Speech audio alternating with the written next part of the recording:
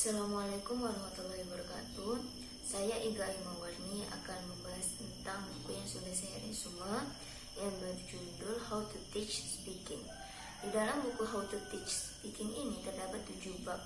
Pada bab pertama membahas tentang Introduction, Speech Production, Conceptualization and Formulation, Articulation, Self-Monitoring and Repair, Automaticity, Fluency, and Managing Talk. Di introduction membahas tentang beberapa dilema umum yang dihadapi oleh guru ketika mencoba membahas pengajaran speaking. Untuk waktu yang lama diasumsikan bahwa kemampuan speaking dengan lancar diikuti secara alami dari pengajaran tata bahasa dan kosakata dengan sedikit pelafalan. Kemudian di speech production membahas tentang titik fokus yang perlu ditekankan adalah bahwa produksi ucapan terjadi dalam waktu nyata dan karena itu pada dasarnya linear. Kemudian di conceptualization and formulation membahas tentang ide cerita yang harus dipetakan atau dirumuskan.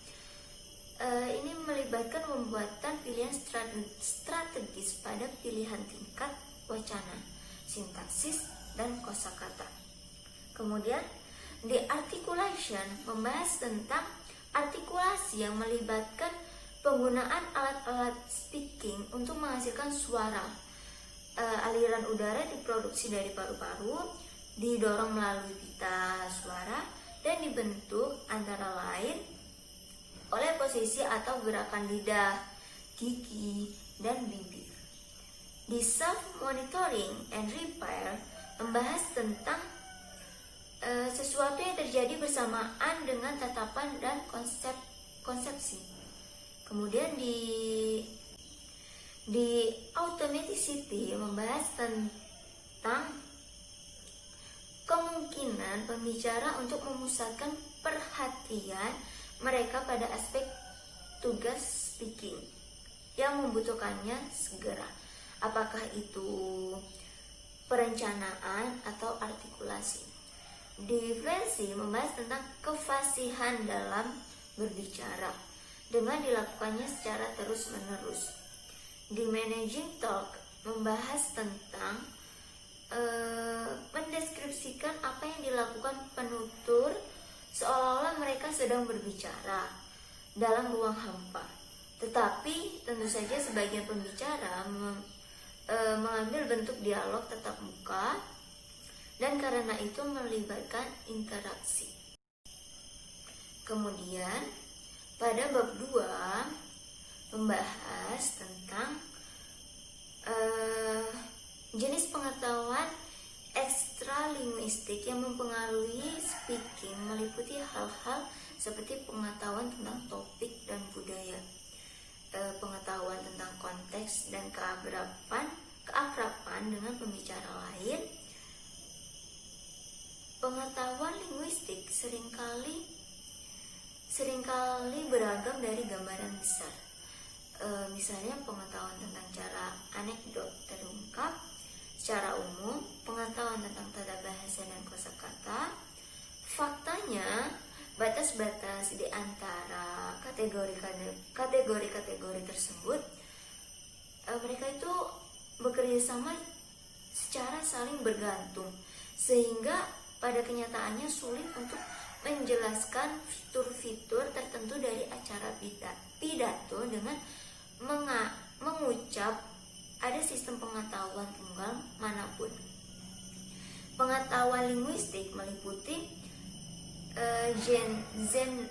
genre knowledge, discourse knowledge, pragmatic knowledge, grammar, vocabulary, dan phonology. Pada bab 3 membahas tentang mengidentifikasi beberapa faktor kunci yang dapat berkontribusi pada kurangnya kelancaran di L2 dan khususnya bagaimana kurangnya otomatisitas dapat menghambat interaksian tatap muka. Terlepas dari seberapa banyak pengetahuan tata bahasa dan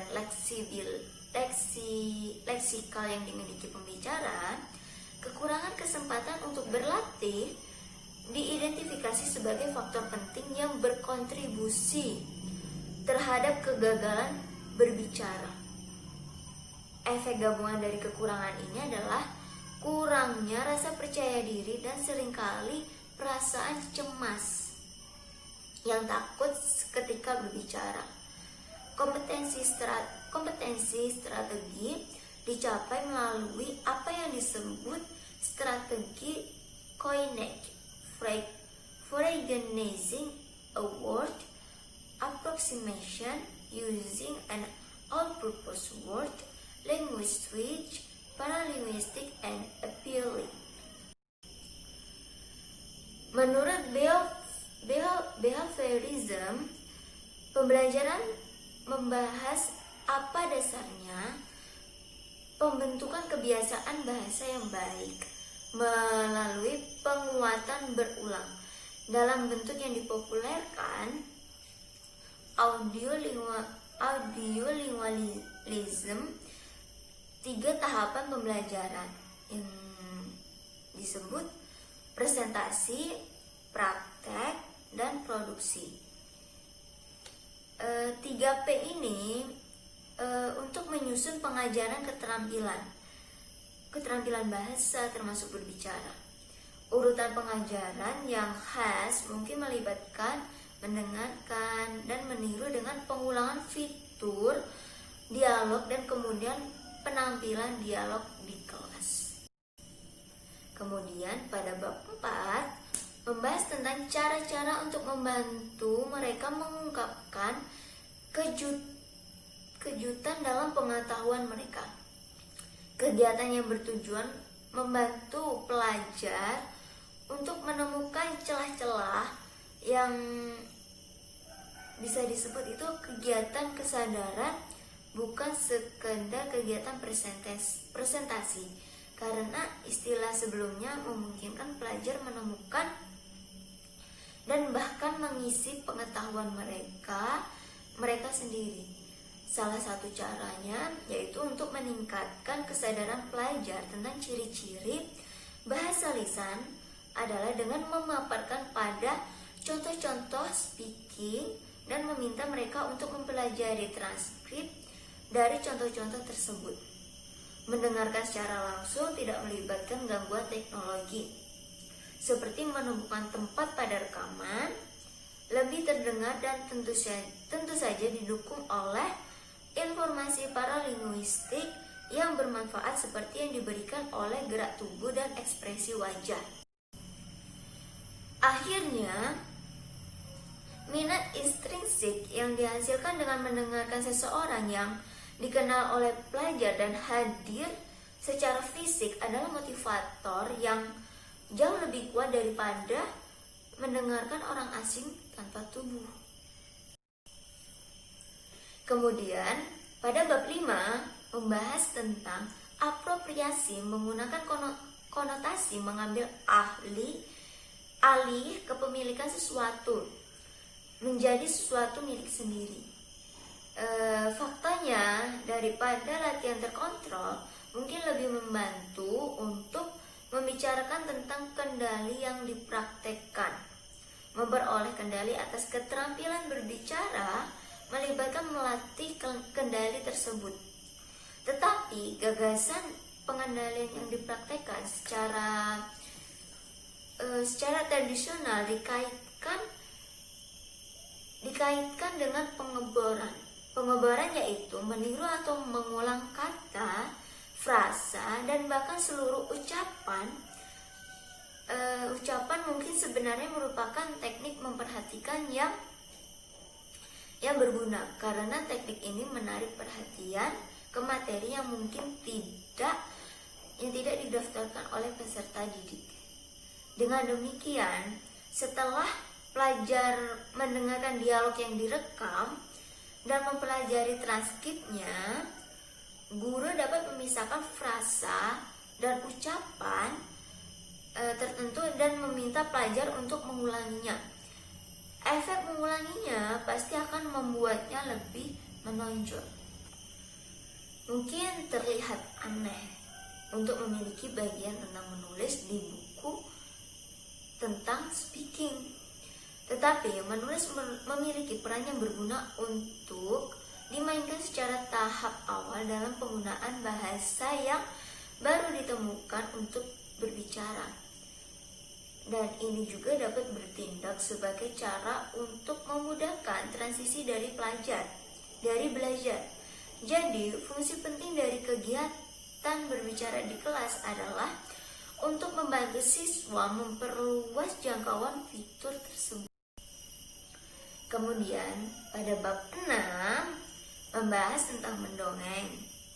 Mendongeng merupakan fungsi universal dari bahasa dan salah satu bahan utama percakapan yang santai. Melalui cerita mereka, siswa tidak hanya melatih keterampilan yang penting, tapi mereka juga bisa saling mengenal banyaknya cerita. Misalnya, the neurologist Oliver Sacks in The Man Who Mistook His Wife for a Hag. Kegiatan berbicara yang melibatkan elemen drama di mana siswa mengambil lompatan imajinatif keluar dari ruang kelas, memberikan batu loncatan yang berguna untuk menggunakan bahasa di kehidupan nyata. Situasi yang memungkinkan besar akan dihadapi pelajar saat menggunakan bahasa Inggris di dunia nyata dapat disimulasikan, dan rentang register yang lebih banyak dapat dipraktekkan daripada yang biasanya tersedia dalam percakapan di kelas. Misalnya, situasi yang melibatkan interaksi dengan orang lain benar-benar tidak dikenal atau yang memerlukan tindak tutur kata yang mengancam wajah seperti mengeluh dan menolak dapat disimulasikan dengan risiko yang relatif rendah. Dan pada bab terakhir, yaitu bab 7, membahas tentang planning dan assessing speaking. Telah menjadi tema konstan dalam buku ini bahwa keterampilan berbicara lebih dari sekadar produksi lisan, item tata bahasa atau kosakata. Oleh karena itu, silabus yang hanya atau sebagian besar merupakan daftar item tersebut bukanlah silabus speaking.